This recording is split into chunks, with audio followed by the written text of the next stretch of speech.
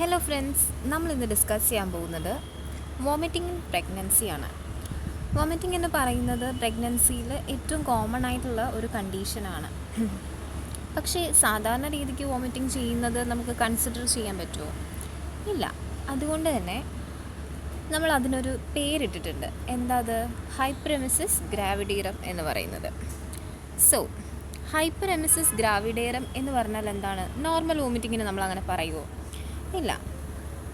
ഒരു antenatal mother അവർക്ക് ഉണ്ടാവുന്ന ഒരു ഡെലിറ്റീരിയസ് ഇഫക്റ്റ് ഉണ്ടാക്കുന്ന ടൈപ്പിലുള്ള ഒരു വോമിറ്റിങ്ങിന് പറയുന്ന പേരാണ് ഹൈപ്പറെമെസിസ് ഗ്രാവിഡേറം. എന്തൊക്കെയായിരിക്കും ആ ഡെലിറ്റീരിയസ് ഇഫക്റ്റ് എന്ന് നമുക്കത് നോക്കാം. എന്തൊക്കെയാവാം? ഒന്നുകിൽ ആ മദറിനൊരു ഡീഹൈഡ്രേഷൻ, അല്ലെങ്കിൽ ഒരു മെറ്റബോളിക് ആസിഡോസിസ്, അതായത് കഴിക്കുന്നതെല്ലാം വൊമിറ്റ് ചെയ്യുന്നത് കാരണം ആസിഡ് കണ്ടൻറ്റ് ബോഡിയിൽ കൂടുന്നത് കാരണം ഉണ്ടാവുന്നതാണ് മെറ്റബോളിക് ആസിഡോസിസ്. അല്ലെങ്കിൽ ഒരു ആൽക്കലോസിസ്. ഈ വോമിറ്റിംഗ് കണ്ടിന്യൂസ് ആയിട്ട് നടക്കുമ്പോൾ എന്താണ്? സ്റ്റൊമക്കിലുള്ള ഹൈഡ്രോക്ലോറിക് ആസിഡ് കൂടുകയാണ് ചെയ്യുന്നത്. അങ്ങനെ എന്ത് പറ്റും? ആൽക്കലോസിസ് കണ്ടൻറ്റും കൂടാം. അതുപോലെ തന്നെ സോഡിയം, പൊട്ടാസ്യം, കാൽസ്യം, അങ്ങനെ പല ടൈപ്പിലുള്ള ഇലക്ട്രോലൈറ്റ്സിനും വേരിയേഷൻസ് ഇതിൻ്റെ ക്വാണ്ടിറ്റിയിൽ ഉണ്ടാവാം. അത് കാരണം ഇലക്ട്രോലൈറ്റ് ഇംബാലൻസസും ആൻറ്റിനേറ്റൽ മദറിനുണ്ടാവും. സെയിം അതുപോലെ തന്നെയുള്ള ഒരു കാര്യമാണ് വെയിറ്റ് ലോസ്. കുറേ തവണ ഒരാൾ വൊമിറ്റ് ചെയ്താൽ എന്ത് പറ്റും? ഫുഡ് കണ്ടൻറ്റ് ഉള്ളിലേക്ക് ചെല്ലുന്നില്ല, അല്ലെങ്കിൽ ഫ്ലൂയിഡ് കണ്ടൻറ്റ് ഉള്ളിലേക്ക് ചെല്ലുന്നില്ല. അപ്പോൾ എന്ത് പറ്റും? വെയിറ്റ് ലോസ് സംഭവിക്കാൻ സാധ്യതയുണ്ട്. ഇങ്ങനെ പലതരത്തിലുള്ള ഡെലിറ്റീരിയസ് ഇഫക്റ്റ് ഒരു ആൻറ്റിനേറ്റൽ മദറിന് ഉണ്ടാക്കുന്ന ടൈപ്പ് ഓഫ് വൊമിറ്റിങ്ങിന് പറയുന്നതാണ് എന്ത്? ഹൈപ്പറെമെസിസ് ഗ്രാവിഡേറം എന്ന് പറയുന്ന കണ്ടീഷൻ. പിന്നീട് വരുന്നത് എന്തൊക്കെ കാരണമാണ് ഈറ്റിയോളജി നമുക്ക് നോക്കാം. ഈറ്റിയോളജി എന്ന് പറയുന്നത്, അല്ലെങ്കിൽ അതിൻ്റെ കോസസ് എന്താണ് എന്നുള്ളതാണ്. ചിലപ്പോൾ ഒരു ആൻറ്റിനേറ്റൽ മദറിന് ഫസ്റ്റ് ട്രൈമസ്റ്റർ, മോസ്റ്റ് കോമൺലി നമുക്ക് കാണാൻ പറ്റുന്നത് ഫസ്റ്റ് ട്രൈമസ്റ്ററിലാണ്. ചില ആൻറ്റിനേറ്റൽ മദേഴ്സിന്, എക്സെപ്ഷണൽ കേസസ് ആയിട്ടുള്ള മദേഴ്സിനും ചിലപ്പോൾ എന്താണ്, ത്രൂ ഔട്ട് ദെയർ പ്രഗ്നൻസി ഹൈപ്പറെമെസിസ് കാണാൻ സാധിക്കുന്നതാണ്. സോ കോമൺലി കാണുന്നത് ഫസ്റ്റ് ട്രൈമസ്റ്ററിലായിരിക്കും. പിന്നെ വരുന്നതാണ് യങ്ങർ ഏജ്, അതായത് ചെറിയ ഏജ് എന്നാണ് ഉദ്ദേശിക്കുന്നത്. ചെറിയ ഏജ് എന്ന് പറയുമ്പോൾ എത്രയൊക്കെ വരാം? ഒരു 18 തൊട്ടൊരു 24 ഒക്കെ വരെ വരുന്ന ഒരു യങ്ങർ ഏജിലുള്ള മദേഴ്സിനത് സംഭവിക്കുന്നതാണ്. പിന്നീട് ഫസ്റ്റ് പ്രഗ്നൻസി ആണെന്നുണ്ടെങ്കിലും ഇത് ഹൈപ്പറെമെസിസ് ഉണ്ടാവുന്നതാണ്. പിന്നീട് മോഷൻ സിക്നെസ് അല്ലെങ്കിൽ മൈഗ്രെയിൻ ഉണ്ടാവുന്ന മദേഴ്സിന് കോമൺ ആയിട്ടുള്ളൊരു കണ്ടീഷനാണ് എന്ത്? ഹൈപ്പറെമെസിസ്. പിന്നീട് ലോ ബോഡി മാസ്, അതായത് വെയിറ്റ് കുറവുള്ള ഇപ്പോഴും ചില മദേഴ്സിൻ്റെ വെയിറ്റ് എന്നൊക്കെ പറയുന്നത് സ്റ്റാർട്ടിങ് തന്നെ ഒരു 30 kgs അല്ലെങ്കിൽ ഒരു 35 kgs ഒക്കെ ആയിരിക്കും. അവർക്കൊക്കെ എന്തുണ്ടാവാനുള്ള സാധ്യതയുണ്ട്? ഹൈപ്പറെമെസിസ് ഉണ്ടാവാനുള്ള സാധ്യതയുണ്ട്. പിന്നെ ഇപ്പോൾ അവർക്കൊരു ജനറ്റിക്കൽ ഹിസ്റ്ററി അല്ലെങ്കിൽ ഒരു ഫാമിലിയൽ ഹിസ്റ്ററി ഉണ്ടെന്നുണ്ടെങ്കിലും they will also suffer from the same condition. പിന്നീട് വരുന്നത് എന്തെങ്കിലും ഒരു ഹൈഡാറ്റിഡിഫോം മോൾ. ഇനി വരുന്ന എൻ്റെ ക്ലാസ്സുകളിൽ ഹൈഡാറ്റിഡിഫോം മോൾ എന്താണ് എന്ന് ഞാൻ പറഞ്ഞുതരാം. ഇറ്റ് ഈസ് ജസ്റ്റ് ഒരു പ്ലാസെൻ്റൽ അബ്നോർമാലിറ്റിയാണ് ഹൈഡാറ്റിഡിഫോം മോൾ എന്ന് പറയുന്നത്. ഇപ്പോൾ ജസ്റ്റ് നിങ്ങളൊന്ന് അറിഞ്ഞിരിക്കാൻ വേണ്ടി ഞാൻ പറഞ്ഞു എന്നേ ഉള്ളൂ.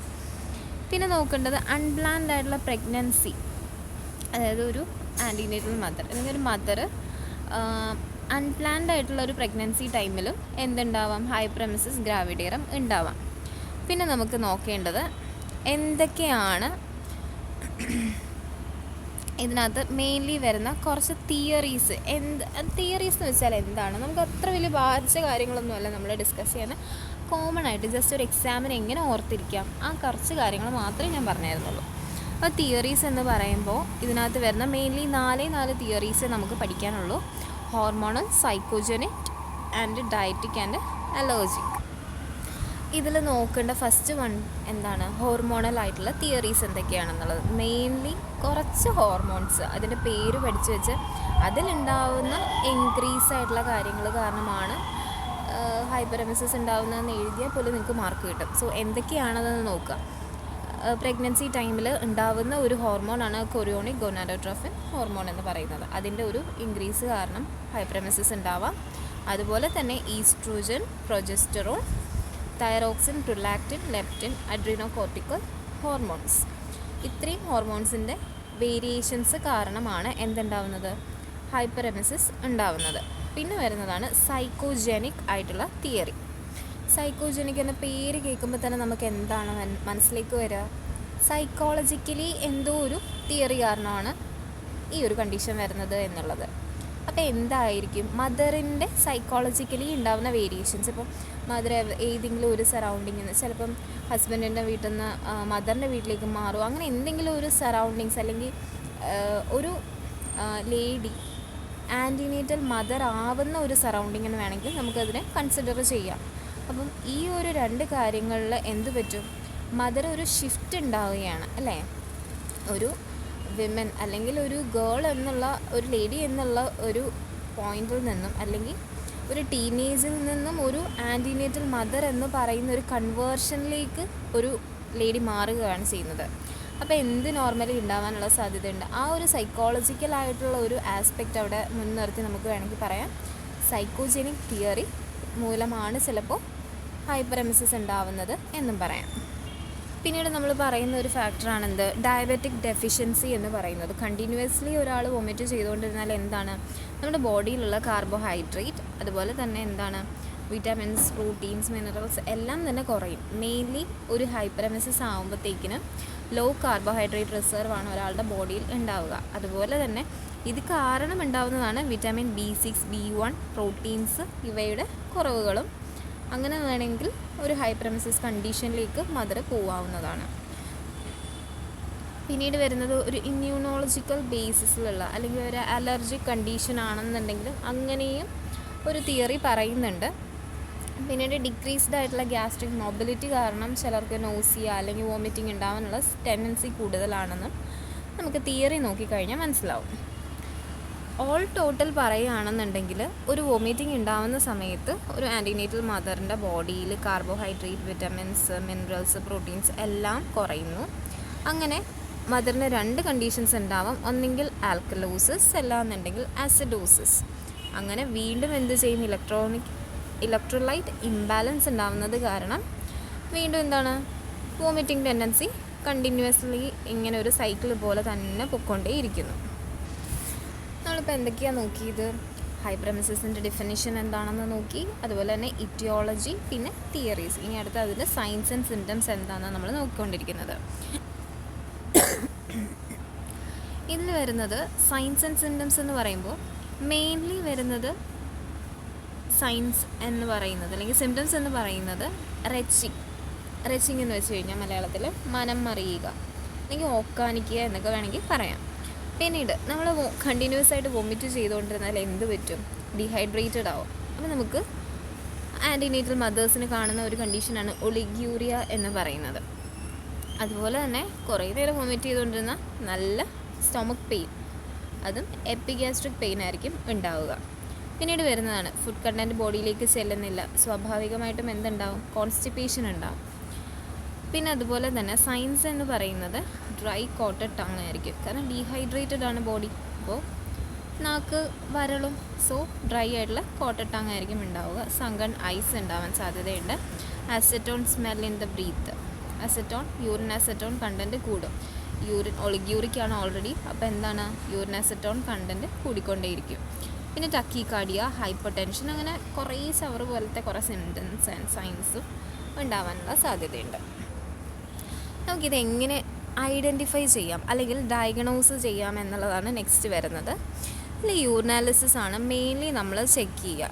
യൂറിൻ്റെ ക്വാണ്ടിറ്റി എന്തായിരിക്കും, നമ്മൾ മുമ്പേ പറഞ്ഞു സൈൻസ് ആൻഡ് സിംറ്റംസിനകത്ത് ഒളിഗ്യൂറിയ ഉണ്ട്, സോ ക്വാണ്ടിറ്റി വളരെ കുറവായിരിക്കും.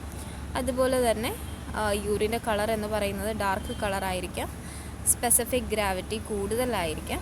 എന്തുകൊണ്ട്, ആസിഡോസിസ്, ആൽക്കലോസിസ് ഉണ്ടെന്ന് ഞാൻ ആദ്യം തന്നെ പറഞ്ഞു തന്നു. So high specific gravity indicate ചെയ്യുന്നുണ്ട്. പിന്നെ യൂറിൻ അസറ്റോൺ കൂടുതലായിരിക്കും. പ്രോട്ടീനും occasional presence of protein and rarely bile pigments, ഇതെല്ലാം എന്താണ്, യൂറിൻ അസറ്റോണിൽ അല്ലെങ്കിൽ യൂറിനകത്ത് തന്നെ കൂടുതലായിരിക്കും. പിന്നെ ക്ലോറൈഡിൻ്റെ കണ്ടൻറ്റ് ആബ്സെൻ്റ് ആയിരിക്കും. ഇത്രയൊന്നും എഴുതാൻ പറ്റിയില്ലെങ്കിലും യൂറിനാലിസിസ് എന്ന് പറയുന്ന ഒരൊറ്റ പോയിൻ്റ് എഴുതുക. അതിൽ നമുക്ക് മനസ്സിൽ പെട്ടെന്നേക്ക് വരുന്ന ഒരു കാര്യങ്ങളാണ് എന്തൊക്കെ, ഡാർക്ക് കളേർഡ് ആയിരിക്കും, സ്മോൾ ക്വാണ്ടിറ്റി ആയിരിക്കും, ആസിഡിക് റിയാക്ഷൻ ഉണ്ടാവും എന്നുള്ളത്. പിന്നെ പ്രസൻസ് ഓഫ് അസറ്റോൺ.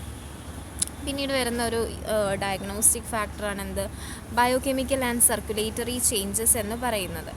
ഇതിനകത്ത് routine and periodic estimation of the serum electrolytes എന്ന് പറയുന്നുണ്ട്. നമ്മൾ മുമ്പ് ഫസ്റ്റ് സ്റ്റാർട്ടിങ്ങിൽ നമ്മൾ പറഞ്ഞ എന്താണ്, ഇലക്ട്രോലൈറ്റ് ഇംബാലൻസസ് ഉണ്ടാകാനുള്ള സാധ്യതയുണ്ട്. മെയിൻലി ഏതൊക്കെയാണ്, സോഡിയം പൊട്ടാസ്യം ഒക്കെ തമ്മിലുള്ള ഇംബാലൻസ് ഉണ്ടാകാനുള്ള സാധ്യത ഉള്ളത് കാരണം തന്നെ നമുക്ക് ഈ ഒരു ഒറ്റ പോയിന്റ് എഴുതാൻ പറ്റും, ബയോകെമിക്കൽ ആൻഡ് സർക്കുലേറ്ററി ചേഞ്ചസ്.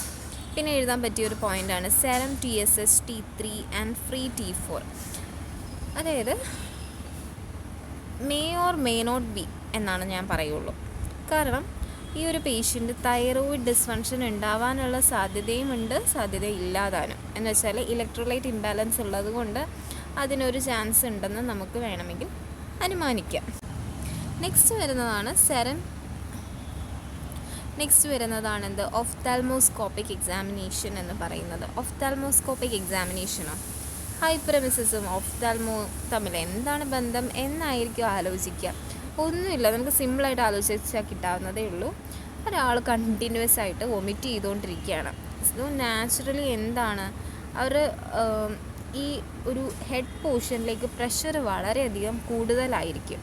നമ്മുടെ കണ്ണിലുള്ള വെയിൻസാണ് ഏറ്റവും ചെറിയ വെയിൻസ് എന്നറിയാം എന്നെനിക്ക് വിശ്വസിക്കുന്നു, എല്ലാവർക്കും അറിയാമെന്നെനിക്ക് ഞാൻ വിശ്വസിക്കുകയാണ്. അപ്പോൾ ഈ വെയിൻസിൽ ഹെമറേജ്, അതായത് അത് കട്ടായിട്ട് ഹെമറേജ് ഉണ്ടാവാനുള്ള സാധ്യതയുണ്ട്. എന്തുകൊണ്ട്, ഈ പ്രഷർ കൂടുന്നത് കാരണം. അങ്ങനെയാണ് retinal haemorrhage and detachment of the retina ഒരു അൺഫേവറബിൾ ആയിട്ടുള്ള സൈനാണ്, കാരണം കണ്ടിന്യൂസ് ആയിട്ട് വൊമിറ്റ് ചെയ്തുകൊണ്ടിരിക്കുകയാണ്. നെക്സ്റ്റ് വരുന്നതാണ് ECG. എങ്ങനെ വേരിയേഷൻ വരും? ECG മെയിൻലി വേരിയേഷൻ വരാൻ ഒറ്റ റീസണേ ഉള്ളൂ, പൊട്ടാസ്യം ലെവലിനകത്തുള്ള വേരിയേഷൻസ് മാത്രം. അപ്പോൾ നമ്മൾ ഡയഗ്നോസിസും പഠിച്ചു കഴിഞ്ഞു. ഡയഗ്നോസിസിനകത്ത് എന്തൊക്കെ പോയിൻ്റാണ് വരിക, urinalysis, biochemical and circulatory changes, serum TSH T3 and T4, and then the ophthalmoscopic examination and ECG.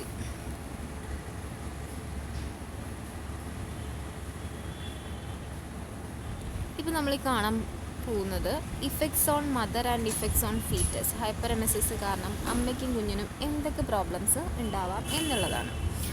So ഇതിൽ പറയുന്ന കുറച്ച് കാര്യങ്ങളുണ്ട്. Neurology complications. എന്തൊക്കെ ന്യൂറോളജി കോംപ്ലിക്കേഷൻസ് ആണ്? വെർണിക് encephalopathy, beriberi, thymine deficiency, pontine മൈലിനോലൈസിസ്. പിന്നീട് വരുന്നത് പെരിഫറൽ ന്യൂറൈറ്റിസ്, കൊറസ്കോഫ് സൈക്കോസിസ് എന്ന് പറയുന്ന ന്യൂറോളജിക്കൽ കോംപ്ലിക്കേഷൻസ്. ഇത് നിങ്ങൾ കാണാതെ തന്നെ പഠിക്കേണ്ടിയിരിക്കുന്നു. പിന്നീട് വരുന്നത് stress ulcer in stomach, oesophageal tear, jaundice, hepatic failure, convulsions, coma, hypoprothrombinaemia, vitamin K deficiency കാരണമാണ് അതുണ്ടാകുന്നത്, റീനൽ ഫെയിലിയർ. ഇത് ഞാനിപ്പോൾ ചവറ് പോലെ പറഞ്ഞു തരുന്നത് എന്താണെന്ന് വെച്ചാൽ ഇത് നിങ്ങൾ കാണാതെ തന്നെ പഠിക്കണം. ഈ പറയുന്ന എല്ലാ കോംപ്ലിക്കേഷൻസും തന്നെ നമുക്ക് റിലേറ്റ് ചെയ്ത് കഴിഞ്ഞാൽ ഹൈപ്പറമെസിസിനകത്തുനിന്ന് കിട്ടാവുന്നതേ ഉള്ളൂ. കാരണം ന്യൂറോളജിക്കൽ കോംപ്ലിക്കേഷൻസ് എന്തൊക്കെ കൊണ്ടാണ്, ഇലക്ട്രോലൈറ്റ് ഇംബാലൻസസ് കൊണ്ടാണ് ഉണ്ടാവുന്നത്. പിന്നെ വരുന്ന ഈസോഫാജിയൽ ടിയർ അല്ലെങ്കിൽ സ്ട്രെസ് അൾസർ എന്ന് പറഞ്ഞാൽ സ്റ്റൊമക്കിൽ ആസിഡിക് കണ്ടൻറ്റ് കൂടുന്നു, അതുപോലെ തന്നെ പ്രഷർ ഉണ്ടാവുന്നു, ഇതെല്ലാം കാരണം അങ്ങനെ ഉണ്ടാവാം. കൺവൾഷൻസ് ആൻഡ് കോമ ഉണ്ടാവാം. അത് ഏറ്റവും സിവിയർ ആയിട്ടുള്ള ഒരു കോംപ്ലിക്കേഷൻ എന്നേ ഞാൻ പറയുള്ളൂ. പിന്നെ ഇഫക്ട്സ് ഓൺ ദ ഫീറ്റസിനകത്ത് പ്രത്യേകിച്ച് കാര്യങ്ങൾ അല്ലെങ്കിൽ പ്രത്യേകിച്ച് ഇഫക്ട്സ് ഒന്നും ഉണ്ടാവുന്നില്ലെങ്കിലും തന്നെയും ലോ ബർത്ത് വെയ്റ്റ് ആണെന്നുണ്ടെങ്കിൽ ഫീറ്റസിനെയും ഇത് അഫക്റ്റ് ചെയ്യാനുള്ള സാധ്യത കൂടുതലാണ്. പിന്നെ വരുന്നത് പ്രിവെൻഷൻ എന്തൊക്കെയാണെന്നുള്ളത്. ഒന്നുമില്ല, പ്രിവെൻഷൻ എന്ന് പറയാനായിട്ട് നമ്മൾ വോമിറ്റിംഗ് എങ്ങനെ കൺട്രോൾ ചെയ്യുന്നു, ത്രൂ ദ മാനേജ്മെൻറ്റ്. എന്തൊക്കെ മാനേജ്മെൻറ്റ്സ് ആണ് കൊടുക്കുന്നതെന്നാണ് നെക്സ്റ്റ് വരുന്നത്. നോർമലി ഒന്ന് ചിന്തിച്ച് കഴിഞ്ഞാൽ തന്നെ നമുക്ക് കിട്ടാവുന്നതേ ഉള്ളൂ മാനേജ്മെൻറ്റ്. എന്താണ്, ഡീഹൈഡ്രേറ്റഡ് ആവുമെന്ന് പറഞ്ഞു. സോ ഹൈഡ്രേഷൻ ലെവൽ മെയിൻറ്റെയിൻ ചെയ്യുക. പിന്നീട് വോമിറ്റിംഗ് എങ്ങനെ കൺട്രോൾ ചെയ്യാമെന്ന് നമുക്ക് നോക്കാം. To correct the fluids and electrolyte imbalance. ഫ്ലൂയിഡും ഇലക്ട്രോലൈറ്റ്സും കുറയുന്നത് കൊണ്ടാണ് നമുക്ക് വോമിറ്റിംഗ് എന്ന് പറയുന്ന ടെൻഡൻസി ഉണ്ടാവുന്നത് നമ്മൾ പറഞ്ഞു അല്ലേ. അപ്പോൾ എന്താണ്, അത് കറക്റ്റ് ചെയ്യാനായിട്ട് നമുക്ക് നോക്കാം. എന്തൊക്കെയാണ്, സോഡിയം, പൊട്ടാസ്യം, പ്രോട്ടീൻസ്, വിറ്റാമിൻസ്, ഇതെല്ലാം നമുക്ക് ഇൻജസ്റ്റ് ചെയ്യാം. അല്ലാന്നുണ്ടെങ്കിൽ അത് IV ഫ്ലൂയിഡ്സ് വരെ അഡ്മിനിസ്റ്റർ ചെയ്യാൻ പറ്റും. പിന്നെ മെറ്റബോളിക് ഡിസ്റ്റർബൻസസ്, അത് ഈവൻ ആസിഡോസിസ് ആയിക്കോട്ടെ ആൽക്കലോസിസ് ആയിക്കോട്ടെ, ഇതിലേതാണെന്ന് കണ്ടുപിടിച്ചിട്ട് അത് റെക്ടിഫൈ ചെയ്യാനായിട്ട് ശ്രമിക്കുക. To prevent the serious complications of severe vomiting, care of pregnancy. എന്തെങ്കിലും സീരിയസ് കോംപ്ലിക്കേഷൻസ് അല്ലെങ്കിൽ സിവിയർ ആവുകയാണെന്നുണ്ടെങ്കിൽ എന്താണ് മെയിൻലി നമ്മൾ ചെയ്തിരിക്കുന്നത്, ഹോസ്പിറ്റലൈസേഷൻ മസ്റ്റ് ആയിട്ടുള്ള ഒരു കാര്യമാണ്. അപ്പോൾ തന്നെ നമ്മൾ എന്ത് ചെയ്യണം, മദറിനെ ഹോസ്പിറ്റലിൽ എത്തിക്കുക. പിന്നീട് വരുന്നത് ഹോസ്പിറ്റലിൽ എന്തൊക്കെ ചെയ്യാൻ പറ്റും എന്നുള്ളതാണ്. ഒരു ഹോസ്പിറ്റലിൽ വന്നു കഴിഞ്ഞാൽ നമ്മൾ എന്താ ഫസ്റ്റ് ചെയ്യുക, ഡ്രിപ്പ് ഇടും. വോമിറ്റിംഗ് ആണെന്ന് പറഞ്ഞാൽ അപ്പോൾ തന്നെ എന്ത് ചെയ്യും, ഡ്രിപ്പ് ഇടും. നമ്മളിവിടെയും അത് തന്നെ സെയിം മാനേജ്മെൻറ്റ് തന്നെ അങ്ങ് എഴുതി വെക്കുക. എന്നാ വോമിറ്റിങ് ചെയ്ത് കഴിഞ്ഞ് 24 hours നമ്മൾ ആ ഒരു ഫ്ലൂയിഡ് ഇഞ്ചക്ഷൻ അല്ലെങ്കിൽ ഫുഡ് ഇൻടേക്ക് എന്ത് ചെയ്യണം, സ്റ്റോപ്പ് ചെയ്യുക. അപ് ടു ഡേറ്റ് ആയിട്ട് സ്റ്റോപ്പ് ചെയ്തിരിക്കുക. സ്റ്റോപ്പ് ചെയ്തതിന് ശേഷം നമ്മൾ എന്ത് ചെയ്യണം, ഓൾട്ടർനേറ്റീവായിട്ട് IV ഫ്ലൂയിഡ്സ് അഡ്മിനിസ്റ്റർ ചെയ്യുക. ഒന്നെങ്കിൽ ഒരു RL അല്ലെങ്കിൽ ഒരു DNS അങ്ങനെ എന്തെങ്കിലും നമ്മൾ എന്ത് ചെയ്യണം, സ്റ്റാർട്ട് ചെയ്തിരിക്കണം. RL ബെറ്റർ, കാരണം അതിനകത്ത് ഇലക്ട്രോലൈറ്റ്സ് ഉണ്ട് എന്നുള്ളത് കൊണ്ട്. പിന്നെ ഈ ഒരു ഫ്ലൂയിഡ് കണ്ടിന്യൂസ്ലി ഒരു 24 hours നമ്മൾ എന്ത് ചെയ്യണം, ഇൻഫ്യൂസ് ചെയ്തുകൊണ്ടേ ഇരിക്കുക. ഒരു അപ്രോക്സിമേറ്റ്ലി ഒരു 3 liters എന്തായിരിക്കണം, മദറിൻ്റെ ബോഡിയിൽ എത്തിയിരിക്കണം. അതിൽ നമുക്ക് മാനേജ്മെൻ്റലി എഴുതാൻ പറ്റുന്ന ഒരു കാൽക്കുലേഷനാണ് 5% ഡെക്സ്ട്രോസും ഹാഫ് റിംഗർ സൊല്യൂഷനും ആയിരിക്കണം. അതിൽ 1.5 എന്ന് പറയുന്ന 5% ഡെക്സും 5% ഹാഫ് എന്ന് പറയുന്നത് എന്താണ്, RL ആയിരിക്കണം. ബാക്കിയുള്ള എമൗണ്ട് എന്താണ്, crystalloid equal to the amount of vomiters. എത്ര വൊമിറ്റേഴ്സാണ് പാസ്സായത് അത്രത്തിന് ആപ്റ്റായിട്ടുള്ള ടൈപ്പിലുള്ള ക്രിസ്റ്റലോയിഡ്സ് ഇൻജസ്റ്റ് ചെയ്തിരിക്കണം. അങ്ങനെ വേണം നമ്മൾ യൂറിൻ ആണെങ്കിലും ബോഡി. പിന്നെ വരുന്നതാണ് എന്തൊക്കെ മെഡിക്കേഷൻസ് കൊടുക്കാം എന്നുള്ളത്. ഹൈപ്പർ എമിസിസ് എന്ന് വെച്ചാൽ, ഹൈപ്പർ എന്ന് വെച്ച് കഴിഞ്ഞാൽ എന്താണ്, ഇൻക്രീസിങ് ക്വാണ്ടിറ്റിയിൽ എമിസിസ് എന്ന് പറഞ്ഞാൽ വോമിറ്റിംഗ്, ഇൻക്രീസിങ് ക്വാണ്ടിറ്റിയിൽ എമിസിസ്, ഇൻക്രീസിങ് ക്വാണ്ടിറ്റിയിൽ വോമിറ്റ് ചെയ്യുന്നത്. അതെങ്ങനെ നിർത്താം, ആൻറ്റി എമിറ്റിക്സ്. ആൻറ്റി എന്ന് വെച്ചാൽ നേരെ ഓപ്പോസിറ്റ് വരും.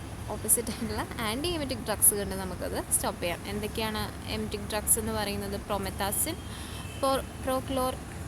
ഇനി എന്തൊക്കെ ഡ്രഗ്സ് കൊടുത്ത് നമുക്ക് ഹൈപ്പറെമിസിസ് കൺട്രോൾ ചെയ്യാം എന്നുള്ളതാണ്. ആൻറ്റി എമിറ്റിക് ഡ്രഗ്സ് ആണ് നമ്മൾ മെയിൻലി കൊടുക്കാറ്. എന്തൊക്കെയാണ്, പ്രൊമെത്താസിൻ, പ്രോക്ലോർപെരാസിൻ, ട്രൈഫ്ലൂപ്രൊമാസിൻ, മെറ്റക്ലോപ്രൊമൈൻ അഥവാ പെരിനോ. പിന്നെ വരുന്നതാണ് എന്തെങ്കിലും അലർജിക് റിയാക്ഷൻസ്. ഓൾറെഡി ഞാൻ അവിടെ പറഞ്ഞു എന്താണ്, തിയറിക്കകത്ത് അലർജി അല്ലെങ്കിൽ ഇമ്മ്യൂണോളജിക്കൽ ഇംബാലൻസ് കൊണ്ടുണ്ടാവാം എന്നുള്ളത്. സോ ഹൈഡ്രോകോർട്ടിസോൺ നമുക്ക് കൊടുക്കാവുന്നതാണ്. പിന്നെ ന്യൂട്രീഷണൽ സപ്ലിമെൻറ്റേഷൻസ് ഏതൊക്കെയാണ് കുറഞ്ഞതെന്നാണ് പറഞ്ഞത് മുമ്പേ. വിറ്റാമിൻ B1 അല്ലെങ്കിൽ വിറ്റാമിൻ B6 ഒക്കെ കുറവുള്ളത് കാരണമായിരിക്കാം. സോ ന്യൂട്രീഷണൽ സപ്ലിമെൻറ്റ്സ് കൊടുത്തുകൊണ്ടിരിക്കുക. പിന്നെ എന്താണ്,